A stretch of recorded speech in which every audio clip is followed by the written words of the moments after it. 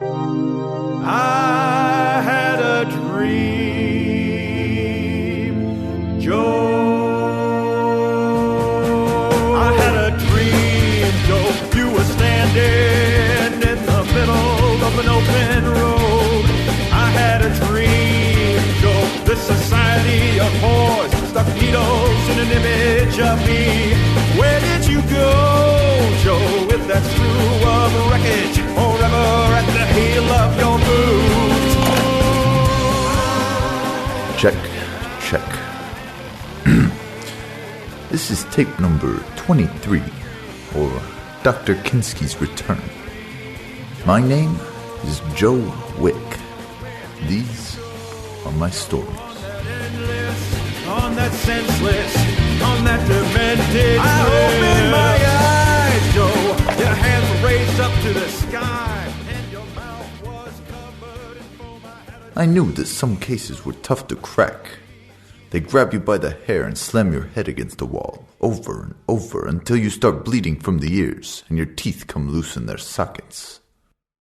The case named Von Braun's Tears was one of those, and had taken on a will of its own and seemed determined to break down my self-confidence every goddamn step of the way. I'd been relentlessly pursuing the tears for what seemed like months.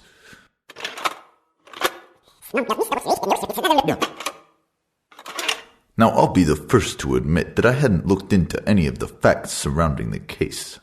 Well, in fact, I was on the verge of a depression martini shaken with alcohol tremens. But who gives a fuck about the facts? Earlier that night, I'd visited St. Martha's and asked a couple of cape and fang homeless kids who wouldn't have recognized a Blood Dust 732 Delta from a punch in the face. And well, that was that. It was back to the Blue Butterfly to empty a Sambuca on the rocks. Silently, a creeping nightmare shadow, a textbook fiend from the past, slithered into the butterfly and stood looming behind me as I was surrounded by the stench of rotting flesh. The traitorous hairs on the back of my neck stood up despite my better wishes. Did he actually think that I didn't know he was there? Maybe he was waiting for an involuntary physical response before announcing his presence. Who knows? You're late. I have been informed by my minions that you have become involved in a new case. Dr. Kinsky, never one for idle chit-chat, was always cutting directly to the chase. Unless, of course, he was declaring his diabolical intentions via melodramatic monologue. He could ramble on for hours if left unchecked.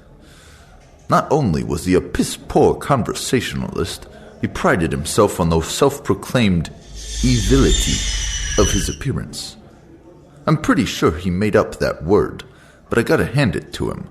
He did look the part with bloodless, pale skin, gaunt face, pointy ears, and fingers like spiders' legs.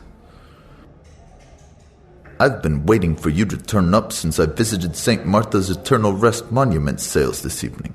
What took you so long? In fact, it is I that had set into motion the events that have culminated in this meeting long before you awoke this afternoon, screaming with the sweet, sweet stench of a night terror soaking into your bedclothes. This is what I mean by endless monologue. Now hold it right there, Kinsky. We're not taking the scenic route. I have a question that I presume you will know a great deal about. Yes? It's a question that's been pestering me for quite some time. Yes? I fear that no less than the infamous Dr. Kinsky will be able to so ease my nagging thoughts. Yes, out with it, damn you! Is there meaning in self-destruction? Please tell me there is, 'cause I can't stand the agony. I realized I was drooling, so I dragged my hand across my mouth and patted Kinsky on the top of his head without turning to face him, just to piss him off. I will destroy you! Your suffering will know no end! I will bathe in your screams for mercy! He was easing into his obligatory recitation of villainous intent. Do whatever you want. Just shut up about it, okay? Your insolence will not go unpunished, Wick! I considered putting a bullet in his throat to see if that would shut him up.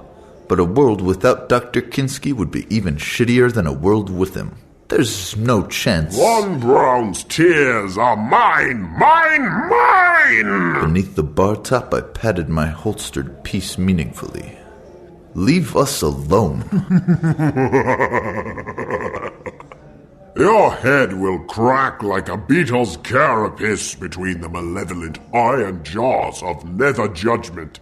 You will not prevent my plans, not even for a single moment longer. So pay your tab, you pathetic little man. Fuck me. Kinsky, I seem to have misplaced my wallet. Could you maybe pick this one up? A 50 ought to do it. Dr. Kinsky started to add something more, thought about it, and closed his mouth. He hunched defeated and slumped onto the stool next to me. Why are you always doing this to me? Please, just don't castrate me in front of the minions. I'm all they've got to look forward to. I'm living their dreams.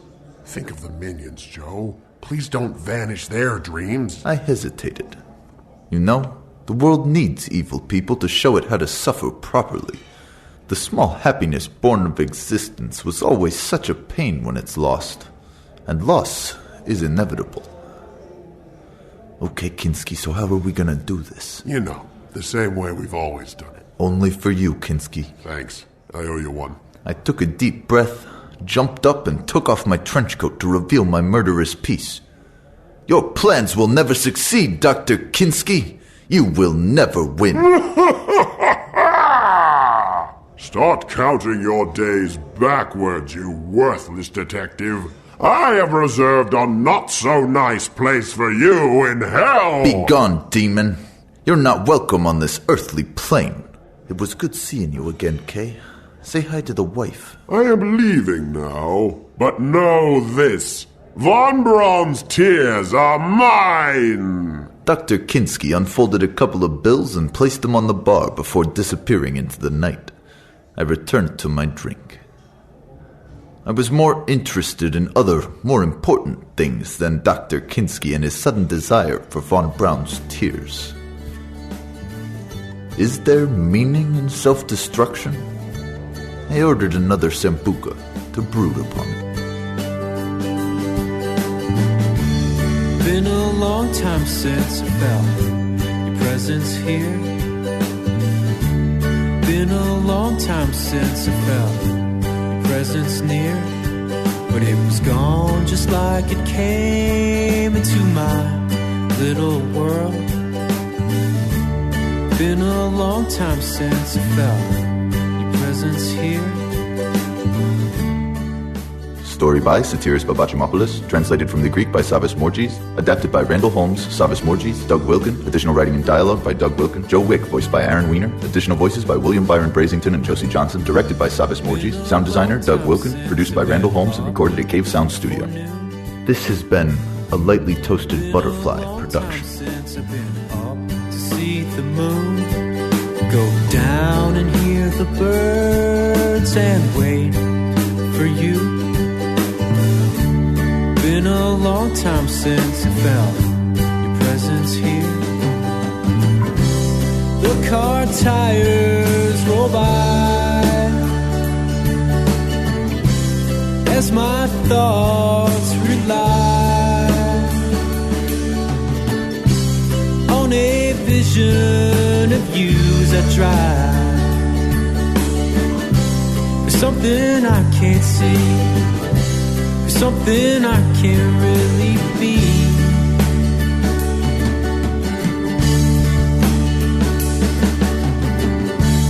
Been a long time since the stars shone bright. Been a long time since I even noticed they were right in front of my face, leaving